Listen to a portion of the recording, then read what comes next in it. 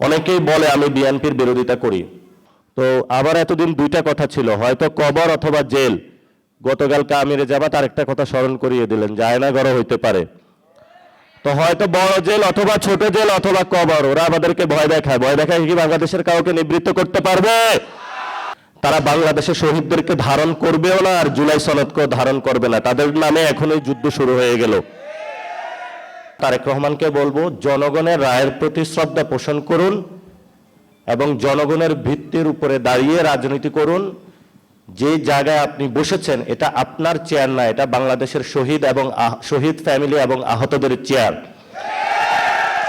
সেই চেয়ার দ্বারা যদি তাদের গণভোটের রায় বাস্তবায়ন না হয়, তাহলে যারা শহীদ ফ্যামিলি এবং আহতরা সেই চেয়ার আপনার থেকে কেড়ে নেবে ভবিষ্যতে বাংলাদেশে। আজকে চোখ নাই, গতকালকে তার সাথে দেখা করতে গিয়েছিলাম, তার একটি চোখে সে দেখতে পারবে না, আরেকটি চোখে এটা এফেক্টেড হবে। ডাক্তার বলেছে ওইটাও রাখতে পারবে কিনা। তার মা বাবা খুবই অসুস্থ, ফ্যামিলিতে আরেকটা ভাই আছে। ও বারবার একটা কথা বলে যে আমাদের বাক স্বাধীনতা হরণ করা যাবে না। আজকে আমি আলিফের প্রতি সহমর্মিতা জানিয়েই এখানে ব্যান্ডেজটা লাগিয়েছি বাংলাদেশকে দেখানোর জন্য যে যেখানে আমাদের একটি জুলাই সনদ বাস্তবায়ন হওয়ার কথা ছিল, যেখানে আমাদের যে ভাইদেরকে শহীদ করা হয়েছে তাদের হত্যাকাণ্ডের বিচার হওয়ার কথা ছিল, যাদের হাত কেড়ে নেওয়া হয়েছে, পা কেড়ে নেওয়া হয়েছে, চোখ কেড়ে নেওয়া হয়েছে, সেই মানুষগুলোর সুচিকিৎসার হওয়ার কথা ছিল, যে ফ্যামিলিগুলো ক্ষতিগ্রস্ত হয়েছে তাদের ক্ষতিপূরণ পাওয়ার কথা ছিল, যেখানে একটা ইউনিটির কথা ছিল, সেখানে অনেকেই পকেটে নিয়ে টাকা নিয়ে হাঁটছে যে জুলাই শহীদ ফ্যামিলি বা আহতদেরকে টাকা দিয়ে ক্রয় করবে। কিন্তু আল্লাহর কি অশেষ লীলা খেলা, বাংলাদেশের শহীদ ফ্যামিলি এবং আহত যারা আছেন তাদের মন এত শক্ত এবং এত পবিত্র যে দুনিয়ার চাঁদ তারা নিয়ে আসলে এবং যত টাকা নিয়ে আসিস তাদেরকে কেউ ক্রয় করতে পারবে না বাংলাদেশের, ইনশাআল্লাহ। আপনারা জানেন আমাদের 2026-এ এসে যে লড়াইটি, এক নাম্বার হলো বাংলাদেশের 70% মানুষ রায় দিয়েছে যে গণভোটের, সেখানে আমরা দেখেছি যে জুলাই সনদ বাস্তবায়নের পক্ষে। সেটা যিনি প্রধানমন্ত্রী হয়েছেন উনি 2টা ভোটে প্রধানমন্ত্রী হয়েছেন, একটা ভোটে নয়। ফলত একটা ভোট মানবেন, আরেকটা ভোট যদি না মানেন তাহলে আমরা ভবিষ্যতে আপনাকে অবৈধ প্রধানমন্ত্রী বলবো। এই জন্য বাংলাদেশে যে কোনো মূল্যে, যেহেতু জনগণ রায় দিয়েছে, এই জনগণ 2026-এ যে রায় দিয়েছে, 1971 সালের আগেও এরকম একটা রায় দিয়েছিল যে আমরা বৈষম্যের বিরুদ্ধে দাঁড়াচ্ছি, আমাদের ভাত রুটি রুজি কেড়ে নেওয়ার অনেকে চেষ্টা করছে। সে রায়কে, জনগণের যে রায়টা আছে সেটাকে শ্রদ্ধা জানানো হয় নাই, ফলত বাংলাদেশ স্বাধীনতা লাভ করেছে। এরপরও জনগণ অনেক রায় দিয়েছে, সেটা বাস্তবায়ন করা হয় নাই। 90-এ 3 দল মিলে একটা রূপরেখা চূড়ান্ত করেছিল, সেই চূড়ান্ত রেখাটাও বাস্তবায়ন করা হয় নাই। ফলত শেখ হাসিনা 17 বছর বাংলাদেশে ফেসিবাদী ব্যবস্থা চালিয়ে দিতে পেরেছিল। এবং সেখানের 90-এর যে আন্দোলনটা হয়েছিল, যদি 3 দলীয় রূপরেখাটা বাস্তবায়ন করা হতো তাহলে শেখ হাসিনা 17 বছর থাকতে পারতো না এবং আমাদের 1400 ভাইও শহীদ হইতো না, অসংখ্য মানুষের হাত পা চলে যেত না। এবং অবশ্যই বাংলাদেশে যেহেতু জনগণ 70% জুলাই সনদের পক্ষে রায় জানিয়েছে, আমরা 2 নাম্বার, বাংলাদেশে সংস্কার বাস্তবায়ন হতে হবে। কেন হতে হবে? এই যে পুলিশের সামনে আলিফের চোখটা তুলে নেওয়া হলো, যদি পুলিশ আজকে সংস্কার হতো, কোনো দলীয় লেজুর ভিত্তি না করত, তাহলে আজকে আলিফের চোখটা চলে যেত না। যদি জুলাই সনদ বাস্তবায়ন হতো তাহলে এই ধরনের নগ্ন সন্ত্রাসী কার্যক্রম আমরা পথে দেখতাম না। তো সরকার একটা সংশোধন কমিটি গঠন করেছে, জুলাই সনদ বাস্তবায়ন করবে না এই মর্মে, এবং আমরা সরাসরি বলতে পারি যে বিএনপি জুলাইয়ের বিপক্ষে গিয়েছে, যদি বিপক্ষে না যাইতো তাহলে সংশোধন কমিটি তারা গঠন করতো না। যেহেতু তারা সংশোধন কমিটি গঠন করেছে, পার্লামেন্টে আমরা আরো কথা বলবো। যদি এটা পার্লামেন্টে চূড়ান্ত না হয়, ইনশাআল্লাহ বাংলাদেশে যত শহীদ ফ্যামিলি রয়েছে এবং যতজন আহত রয়েছে তাদের আদালতে জুলাই সনদের রায় বাস্তবায়ন হবে ইনশাআল্লাহ। 3 নম্বর, আপনারা জানেন আমাদের সার্বভৌমত্ব। এই গণ অভ্যুত্থানের পরে আরেকজন আমাদের বীর পুরুষ ছিলেন যিনি শহীদ হয়েছেন, শহীদ ওসমান হাদি। উনি বাংলাদেশের আজাদির পক্ষে কথা বলেছিলেন, সার্বভৌমত্বের পক্ষে কথা বলেছিলেন, যাকে দুনিয়া থেকে সরিয়ে দেওয়া হয়। এই মানুষটা বিচার করা হবে বলে প্রধানমন্ত্রী প্রতিশ্রুতি দিয়েছিলেন।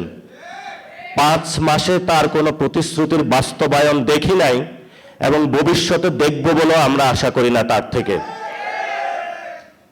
যেই মানুষগুলো আহত হয়েছে, শহীদ হয়েছে, সেই মানুষগুলোকে মুক্তিযোদ্ধা মন্ত্রণালয় ব্যবহার করে ৭১-এর মুক্তিযুদ্ধের পরে এই মন্ত্রণালয় ব্যবহার করে অনেক কারসাজি হয়েছিল। এখন আমি বিভিন্ন গ্রামে গিয়েছি, 1 মিনিটে শেষ করব। আওয়ামী লীগের যতগুলো লোক আমাদেরকে খুন করেছিল, আপনাদের সন্তানদেরকে, তারা হলো বাহিরে ঘোরাফেরা করে সবাই। পুলিশও নিশ্চুপ, বিভিন্ন দলও নিশ্চুপ। আমরা যখন কথা বলতে যাই তারা বলে যে চুপ করে থাকেন, নাইলে চোখ উপড়ে ফেলবো। বললাম যে ভাই কি হয়েছে, একটু রাতের বেলা খোঁজ নেওয়ার চেষ্টা করলাম। প্রত্যেকগুলা সন্ত্রাসীর সাথে কারোর সাথে 10 লাখ টাকা, 12 লাখ টাকা, 15 লাখ টাকার বিনিময়ে ওসি এবং ওই জায়গার যারা দলীয় নেতৃবৃন্দ আছে তারা ভাগ বটোয়ারা করে তাদেরকে জেল থেকে ছেড়ে দিয়েছে। এখন তারা এসে আহতদেরকে হুমকি দিচ্ছে, খায়া ফেলবো, মায়েরা ফেলবো, সব করে ফেলবো। আপনাদেরকে দেয় নাই? তাহলে আপনাদের জীবনের নিরাপত্তা কোথায়? জীবনের যদি নিরাপত্তা না থাকে, প্রধানমন্ত্রী না দিতে পারে, তাহলে আমরা কি আবার সেই শহীদের খাতায় নাম লেখাবো, নাকি আমাদের জীবনের নিরাপত্তা আমরা নিশ্চিত করব বাংলাদেশে ইনশাআল্লাহ? আরেকটি বিষয় হলো, আমি অনেক জায়গায় গিয়েছি, অনেকে এসে কান্নাকাটি করে।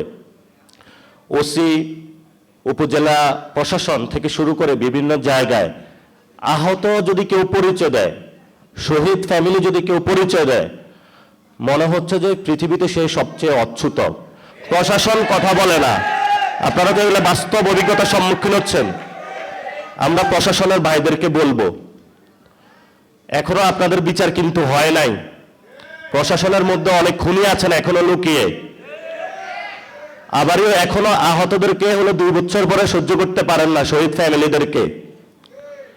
আমরা বলবো যারা প্রশাসনে এই খুনের সাথে জড়িত ছিল তাদেরকে বিচারের আওতায় নিয়ে আসার জন্য, এবং যারা আহত শহীদ ফ্যামিলিদের দেখলে তেলে বেগুনে জ্বলে উঠে, আমরা ওদেরকে চিহ্নিত করার চেষ্টা চালাবো, কারণ ওরা হলো গুপ্ত আওয়ামী লীগ। প্রশাসনে গুপ্ত আওয়ামী লীগ না থাকলে তাহলে তারা শহীদ ফ্যামিলি এবং আহতদের সাথে এই ধরনের আচরণ করতে পারে না। আপনারা আজকে এসেছেন, অনেকেই বলে আমি বিএনপির বিরোধিতা করি। আমার জীবনে আমি বিএনপির বিরোধিতা করতে যাই নাই। প্রথমটা শুরু হয়েছিল, আমি যাত্রাবাড়িতে গিয়েছিলাম একটা প্রোগ্রামে, শহীদদের প্রোগ্রামে গিয়ে এক শহীদ ফ্যামিলির বাবা উনি বক্তব্য দিলেন। ওনাকে 10 লাখ টাকা অফার করা হয়েছে ওই দলের শহীদ ক্যাটাগরিতে নাম লেখানোর জন্য, 1 নম্বর। 2 নম্বর হলো ওই দিন তারা একটা তালিকা প্রকাশ করে। তারা বলে যে বিএনপির হলো 447 জন বা 547 জন, এরকম একটা তালিকা প্রকাশ করে যে আমাদের দলীয় শহীদ হলো এতজন। আমি বাসায় এসে একটু ঘাটাঘাটি করলাম, ঘাটাঘাটি করে দেখি এই দাবিটা সত্য নয়। এরপর থেকেই আমি এই জনযুদ্ধ শুরু করলাম। যারা বাংলাদেশের শহীদদেরকে দলীয় বানাইতে চায় তারা বাংলাদেশের শহীদদেরকে ধারণ করবেও না, আর জুলাই সনদকেও ধারণ করবে না। তাদের নামে এখন এই যুদ্ধ শুরু হয়ে গেল। এখন অনেকে বলে যে চুপ করে যাবেন, হামলা চালাবো, মামলা দিব। তো আবার এতদিন 2টা কথা ছিল, হয়তো কবর অথবা জেল। গতকালকে আমিরে জামাত আরেকটা কথা স্মরণ করিয়ে দিলেন, আয়নাঘরও হইতে পারে। তো হয়তো বড় জেল অথবা ছোট জেল অথবা কবর, ওরা আমাদেরকে ভয় দেখায়। ভয় দেখায় কি বাংলাদেশের কাউকে নিবৃত্ত করতে পারবে? আপনারা সবাই জীবিত আছেন না? লড়াই হবে, স্বাধীনতা আসবে, সংস্কার হবে, বিচার হবে। ইনশাআল্লাহ আপনাদের নেতৃত্বই হবে। যেভাবে আপনারা নেতৃত্ব দিয়েছিলেন 24-এ, আমরা আপনাদের নেতৃত্বে কাজ করতে প্রস্তুত আছি। মাঠ ছাড়া যাবে না। জুলাই সনদ বাংলাদেশে হবে, গণভোটের রায় বাস্তবায়ন হবে, বিচার হবে, তারপরে আমরা বাসায় যাব। এর আগে 1 সেকেন্ডের জন্য আমরা বাসায় যাব না ইনশাআল্লাহ। রাজপথে সেই লড়াইয়ের প্রস্তুতি নিন। আর এখানে লেখা আছে আলিফের চোখ ফিরিয়ে দে, ফেরত দিতে পারবে? কোথায় থেকে দিবে? নিজেরই তো চোখ নাই। চোখ থাকলে কি আলিফের সেই মায়াকান্নটা দেখতো না? আলিফকে হসপিটালে দেখতে যাইতো না? আলিফের চিকিৎসার ব্যবস্থা করতো না? করেছে? যার চোখ থাকে সে অন্যকে চোখ দিতে পারে। আমরা সরকারকে বলবো আলিফের চোখ ফেরত দিন। আমরা বাংলাদেশে আর কোনো সন্ত্রাসী কার্যক্রম চাই না। বাংলাদেশে আপনারা যা করছেন পুরো বাংলাদেশে, এটা আইন শৃঙ্খলা আপনাদের হাতে তুলে দিয়েছেন। আমরা স্বরাষ্ট্রমন্ত্রীকে বলবো আপনি যদি আইনের রক্ষক নাকি বক্ষক, এটা আমরা আপনাকে প্রশ্ন তুলতে চাই। পুরো বাংলাদেশে স্বরাষ্ট্রমন্ত্রীকে বলবো এস আলমের পিছনে ঘোরাঘুরি না করে যারা আহত ভাই হয়েছে তাদের বিভিন্ন জায়গায় নিরাপত্তা দেন। যারা খুন করেছে যে ব্যবসায়ী, আপনি তাকে নিরাপত্তা দেন। আর যে খুনি তাকে ছেড়ে দিয়েছেন সে আইসা হলো আহতদের ধমক দেয়। এই হলো আপনার নতুন বাংলাদেশ, এই হলো নতুন সংবিধান। আমরা চাই বাংলাদেশটা পরিবর্তন হোক। এই পরিবর্তনের যাত্রা আপনারা সবাই ঐক্যবদ্ধ থাকবেন। আমরা আপনাদের সন্তান হিসাবে আপনাদের প্রতিনিধি হয়ে কাজ করব, আপনাদের আন্ডারে কাজ করব। সবাই দোয়া করবেন। আসসালামু আলাইকুম ওয়া রাহমাতুল্লাহি ওয়া বারাকাতুহু।